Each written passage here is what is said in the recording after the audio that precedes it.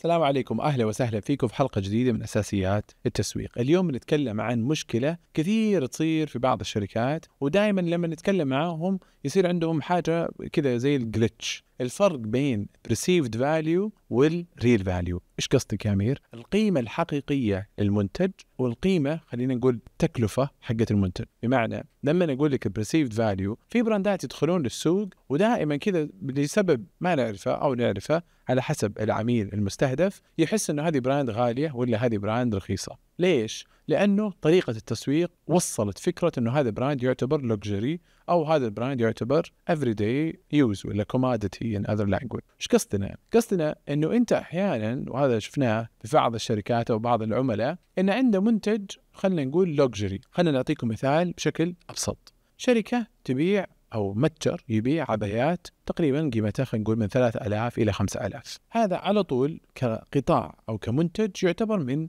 اللوكجري. تمام؟ المشكلة إذا هذا المتجر ما هو قاعد يسوق بالطريقة اللي توصل إن المنتج حقه لوكجري. إيش قصدك يا أمير؟ قصدي إنه الحملة التسويقية لما هو يسويها المفروض تكون البرودكشن حقتها عالية. أجين إيش قصدي فيها؟ قصدي إنه ما تصور مثلا تصوير كذا آيفون على طول تنزل محتوى تقول والله أنا قاعد أبيع العباية هذه ب3000 أو 5000. في فرق بين البريسيفد فاليو والأكشوال فاليو، والعكس صحيح. وهذه كثير أمثلة موجودة في السوق، إنه مثلا لافيرن موجودة عندنا براند رهيبة حقة العطور. لما تشوف قوة التسويق اللي هم قاعدين يستخدمونها تقول إنه هذا العطر ما راح ينزل مثلا عن 1500 ريال، لأن اللوكس كأنها نيش برفيوم ومسوين جورجينا وكريزي على قولتهم كامبينز مع many celebrities. ولكن لما تشوف العطر خصوصا في أوقات المواسم والآفر تلقى سعره يعني أكثر من معقول، فأكيد حيصير الشراء بالنسبة له جدا جدا عالي. ليش؟ لأنه العميل جاي وعنده إحساس أنه هذا الشيء راح يكون غالي، ولكن لما يدخل للتشيك أوت يكتشف أن سعره مثلا أقل من 500 ريال، لكن هو في مخه حاط أنه هذا منتج ب1000 ريال. مهم جدا أن نوصل لفهم لهذا الشيء، لأنه هذه المشكلة حلها جدا بسيط. القيمة اللي أنت تبغى الناس يعتقدونها لمنتجك المفروض تكون أعلى من القيمة اللي أنت تسألهم عنها. وفي التعريفات حقت الفاينانس ومدري إيش يسمونها contribution margin، اللي هو إيش؟ people willingness to pay minus cost. كم الناس يبغون يدفعون أو ما عند الناس إنه مشكلة إنهم يدفعون لحاجة معينة ناقص قيمة صناعة هذا المنتج أو قيمة إنتاج هذا المنتج اللي أنت قاعد تبيعه. إذا كانت المعادلة هذه بالموجب معناته أنت عندك contribution margin أو عندك ربح. هذا الربح أنت تقدر تستخدمه في تسويقك لمنتجات، في بناء الفريق، في إنك تكبر الشركة، تزيد من أشياء مرة كثيرة. ولكن أحيانا ننسى فكرة إنه أنا قاعد أبيع حاجة المفروض إن تكون البرسيفد فاليو حقتها أعلى من قيمة صناعتها. ليش؟ لأنه حنا عندنا تعلق قوي بإن الجودة حقت المنتج مرة عالية. دائما لما نجلس مع العميل ويقول لي أنا أحسن شيء عندي جودة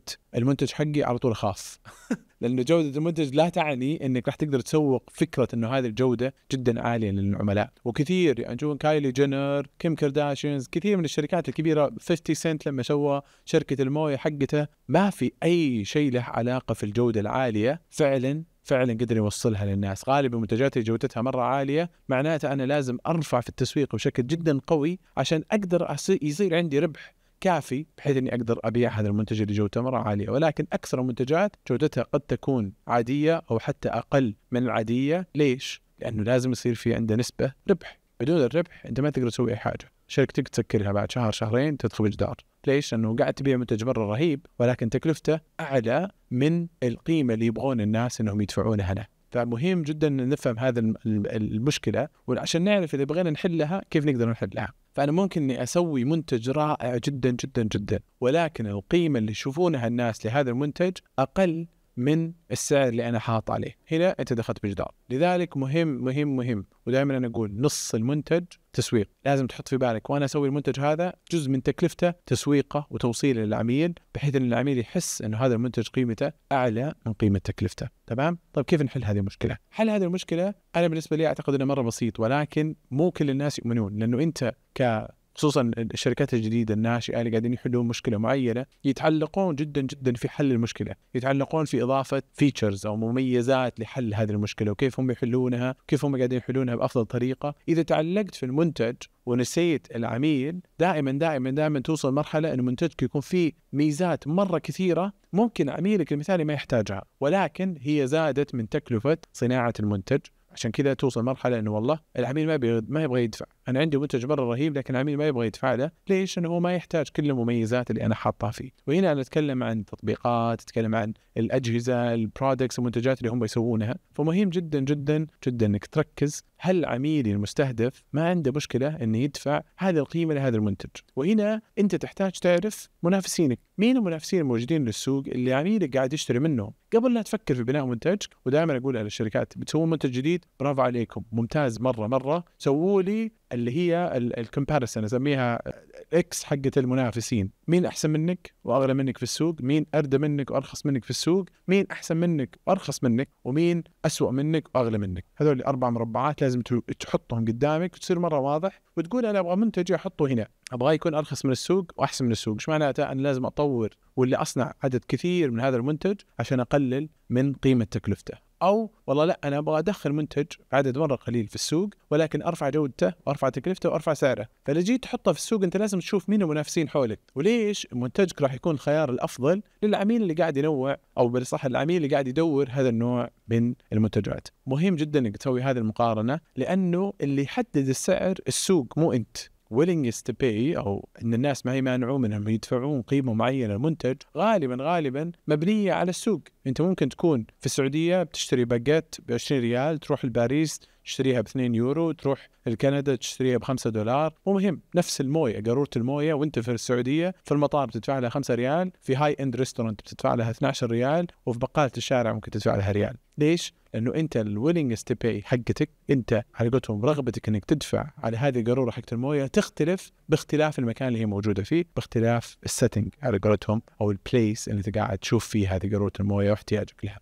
ممكن تكون في البر عطشان برمضان صايم تبغى مويه، ممكن تدفع لها 10,000، لكن قيمة الشيء تتغير بناء على السيتنج اللي انت تحطه فيه. وهذا يخلينا نرجع لأساسيات التسويق الأولى، انه عندي منتج وعندي مكان قاعد انا احط فيه هذا المنتج، وعندي البروموشن اللي انا قاعد اوصل فيه هذا المنتج للناس، والاهم عندي كيف السعر هذا مقارنة بالأسعار الثانية اللي العميل قاعد يشوفها قبل لا يقرر إنه يشتري هذا المنتج أو ما يشتري. بكل بساطة ادرس الأسعار الموجودة في السوق، ادرس المنافسين، هل المنتج اللي أنت بتقدمه فعلا قادر على إنه ياخذ مكان منتج موجود في السوق الآن ولا لا. هنا أنت تقدر تحل مشكلة إنه القيمة اللي يشوفها العميل ممكن تكون أقل من القيمة اللي هو يبغى إنه يدفع، أو العكس، إنه تكون القيمة حقت منتجك في عين العميل أعلى من القيمة اللي هو يبغى يدفعها على المنتج. عشان حل هذه المشكلة لازم نرجع إلى أساسيات التسويق. أساسيات التسويق الأربعة طبعا.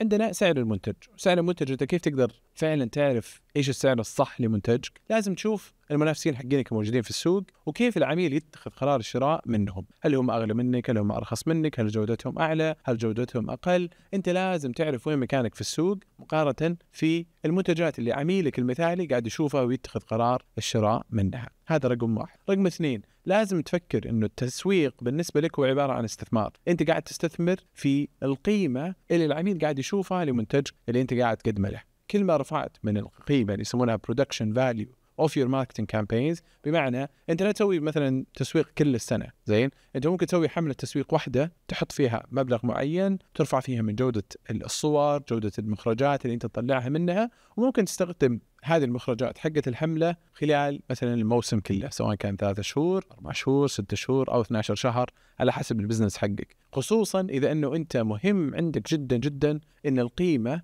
اللي يشوفها العميل أعلى بكثير من القيمة اللي كلفك المنتج أنك تنتجه. ولكن إذا عندك خباز، إذا عندك متجر يبيع والله أشياء أصلا قيمتها متداولة بين الناس والمعروف لها أن الناس يشترونها بقيمة معينة وأنت تبغى تكون نفس القيمة، فهنا أنت تروح للتسويق المختلف اللي هو إيش السوق قاعد يسوي تسويق هذا المنتج، وكيف أنا أقدر أسوي شيء نفسه ولكن بفكرة مختلفة بطريقة مختلفة. ممكن تستخدم الترندز أيا كان، بحيث أنك أنت تصير تنافس على نفس نوعية العميل وعلى نفس الجودة اللي العميل يتوقعها منك. وأخيرا وليس آخرا، البرسيفد فاليو في حاجة مرة قوية أنت تقدر تسويها. إذا تعاملت مع مؤثرين من فئة معينة يتابعونهم فئة معينة في السوق، أنت على طول حطيت المنتج حقك مع منتجات ثانية هم يسوونها. أقدر أعطيكم مثال في أحد المؤثرين اللي اشتغلنا معاهم في حملات تسويقها لأحد منتجاتها الخاصة. كنت أقول لها مهم جدا أن منتجك يكون في التصوير اليومي، المحتوى اللي أنت قاعد تسوينه تحطينه مع منتجات ثانية. كان منتج عبارة عن زيت خاص في البريكلي بير أو زيت التين الشوكي، وكان الاسلوب التسويق ان احنا نبغى يكون سعره من النوع الغالي، فكان دائما لما هي تستخدمه في الروتين حقها اليومي ولا ايا كان اللي هي تسويه دائما تربطه مع منتجات ثانيه جودتها جدا عاليه واسعارها جدا عاليه، بحيث انه خلاص انا العميل اللي يستخدم هذول المنتجين انا اقول لهم ترى هذا المنتج الثالث يكمل لك الروتين حقك اليومي. فهنا انا حددت البرسيفد فاليو او القيمه اللي العميل يشوفها لما يشوف هذا الروتين حق السكين كير ولا ايا كان اللي انت تستخدم فيه هذا المنتج، يحط في باله انه والله هي استخدمتها مع كوكو شانيل ولا استخدمتها مع ديور ولا استخدمتها مع بايوتك او اي من المنتجات هذه اللي لها علاقه في السكين كير روتينز، تحدد لي قيمه المنتج حقي. والله المنتج هذا خلينا نقول $100 ومنتج الثاني $150، معناته انا منتجي بين هذه القيمتين، يا حول ال100 او حول ال150. فهنا خلاص انا حددت سعر منتجي من خلال ان الانفلونسر اللي قاعد تقدمه مع منتجات ثانيه من قيمه معينه متوقعه في السوق. حتى لما يتصور في الستوريز وكذا هي تصور المنتج مع منتجات ثانيه من حول البراند على قولتهم فاليو. فهنا مهم جدا الاسوسيشن، مره مهمه، سواء كانت الاسوسيشن مع الانفلونسر او الاسوسيشن المنتج حقك مع منتجات ثانيه موجوده في السوق. واكبر خطا يسوونه احيانا بعض الشركات انهم يختارون الانفلونسر الغلط فقط لانه عنده عدد متابعين وليس لان عنده المتابعين الصح اللي فعلا يحتاجون المنتج اللي هو يبغى يسوقه. فمهم جدا انك لما تتعامل مع الانفلونسر تتاكد ايش نوعيه الناس اللي يتابعونهم، وهل هذول الناس اللي هم يتابعونهم فعلا الفئه المستهدفه لمنتجك اللي انت تبغى تقدمه للسوق. واخيرا وليس اخرا، شكرا لكم. كانت حلقه مليئه في التبس القصيره كذا اللي ان شاء الله توضح لكم اهميه انه القيمه اللي يشوفها عميلك تكون اعلى من قيمه تكلفه المنتج حقك. إذا عندكم أسئلة حطوها لنا في الكومنتس، سووا لايك على الحلقة إذا عجبتكم وارسلوها لأحد يحتاجها. أكيد في أحد داخل بجدار في تسويقه ممكن هذه الحلقة تعجبه، وهذه الحلقة أعتقد هي 40، فبإذن الله عز وجل نوصل 400 حلقة مع الوقت، أقل أكثر ما أعرف، ولكن إن شاء الله تكون فادتكم، وبإذن الله القادم أكثر. السلام عليكم.